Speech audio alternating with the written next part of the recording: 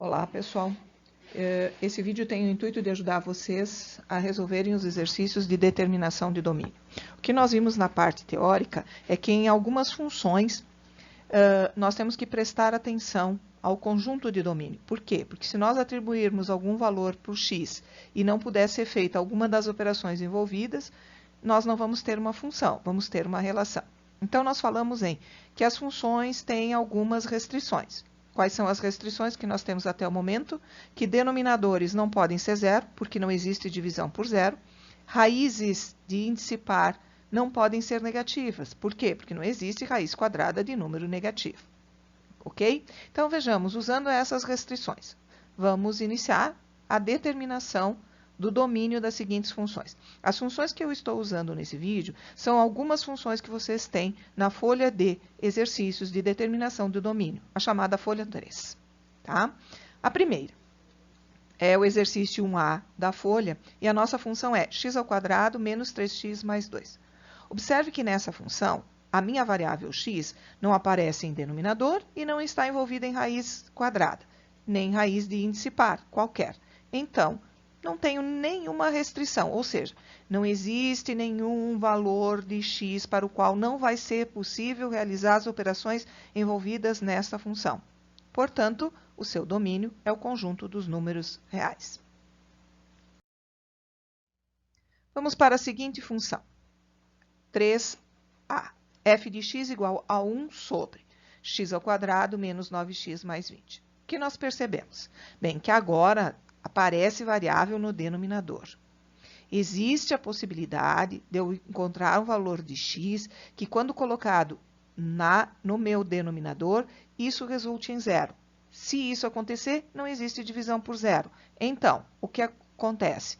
Acontece que o meu denominador não pode ser igual a zero. Como a gente escreve não pode ser igual a zero? Escrevendo diferente de zero. Montamos, então, a nossa expressão, x² menos 9x mais 20 diferente de zero. Como ela é de segundo grau, vamos aplicar a Bhaskara, vamos calcular o determinante. A única diferença é que na Bhaskara diz que x é igual, mas a nossa condição aqui diz que x é diferente. Então, apenas aqui no x, no cálculo da minha variável, eu vou trocar o sinal de igual para diferente. Vou resolver a Bhaskara normalmente e vou encontrar dois valores para o meu x. Ele não pode ser 5, nem pode ser 4. Por quê? Ao substituir por esses valores, o meu denominador dará zero. Então, o que a gente entende? Que não pode ser nem 5 e nem 4. Ou seja, podem ser qualquer número reais menos esses dois valores. Vamos escrever isso na forma de conjunto. Nosso domínio são todos os números reais menos o 4 e o 5. Como nós estamos trabalhando com conjunto, nós temos que colocar os elementos que nós vamos excluir dentro de um conjunto. Nós só fazemos operações entre elementos iguais, batatas menos batatas, conjuntos numéricos com conjuntos numéricos. Vamos ao próximo exemplo. Função do exercício 3, letra B. O que nós temos aqui? A nossa função é f de x igual a x mais 1 dividido por x menos 1 mais 1 sobre x² menos 9. Nós temos variável num numerador e em dois denominadores. Vamos pensar nas nossas restrições. Numeradores podem ser qualquer números reais, não temos restrição. Agora, os meus denominadores não podem ser zero, porque não existe divisão por zero. Então, no primeiro denominador, que é x menos 1, ele não pode ser zero. Então, meu x menos 1 tem que ser diferente de zero. Eu resolvo e encontro que o meu x não pode ser 1. Mas, ao mesmo tempo, por isso tem a conjunção e, o x² menos 9 também não pode dar zero. Então, vou escrever x² menos 9 diferente de zero.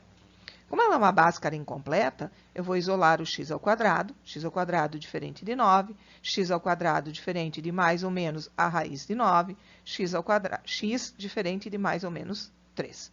Então, o que nós tiramos aqui? Que nós não podemos usar em nenhum dos nossos valores de x o número 1 e nem o número mais 3 ou menos 3. Então, nós temos que retirar esses três valores, porque esses três valores tornam os meus denominadores 1 a 1 igual a zero. Nós temos que retirar do nosso conjunto de domínio. Então, nosso domínio, os reais, menos o menos 3, o 1 e o 3. Quando se escreve um conjunto de domínio, a gente procura colocar os valores que a gente está excluindo em ordem crescente. Vamos então agora ao nosso próximo exemplo.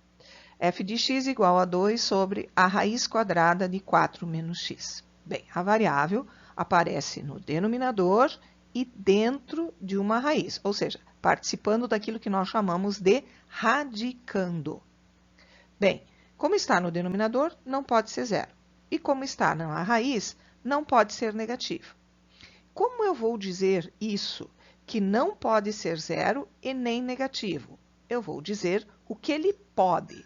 O resultado dessa raiz só pode ser positivo. Então, nós vamos escrever que o nosso radicando 4 menos x maior do que zero. Vamos isolar o x, menos x maior que menos 4.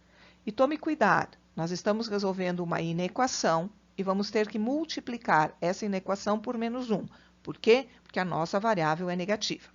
Sempre que se multiplica uma inequação por menos 1, o sinal da inequação inverte. Então, nós tínhamos menos x maior que menos 4, multiplicando por menos 1, vamos ter x menor do que 4.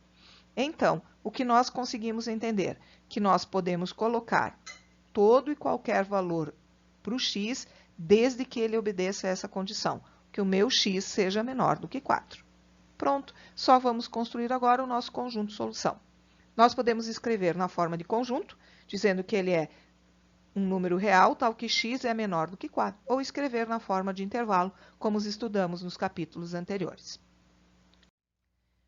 Vamos agora trabalhar com a função que tem f de x igual a raiz quadrada de 4x mais 8.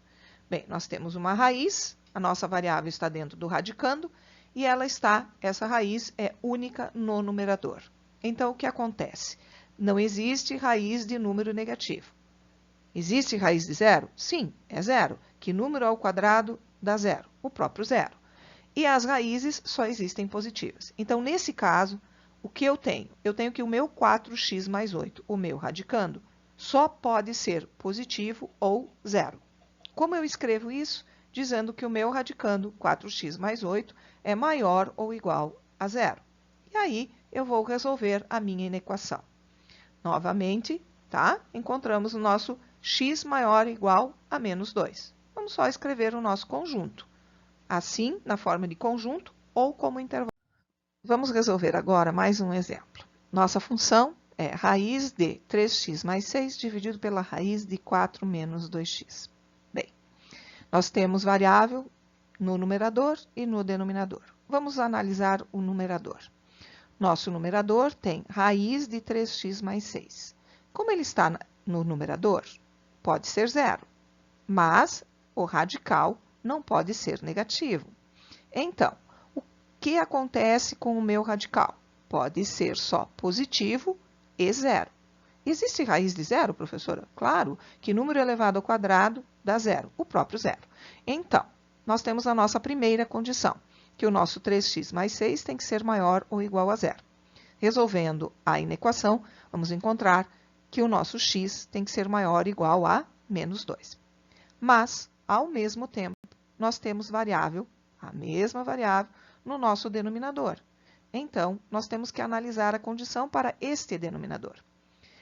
Se ele é denominador, não pode ser zero. Como essa expressão está num radical de índice par, né? Não pode ser negativo. Então, o meu denominador, a expressão do meu denominador, só pode ser positiva. Ou seja, meu 4 menos 2x só pode ser maior do que zero. Como eu vou ter uma condição para o numerador e uma para o denominador, usamos a condição e escrevemos 4 menos 2x maior do que zero. Vamos resolver a nossa inequação, menos 2x maior que menos 4.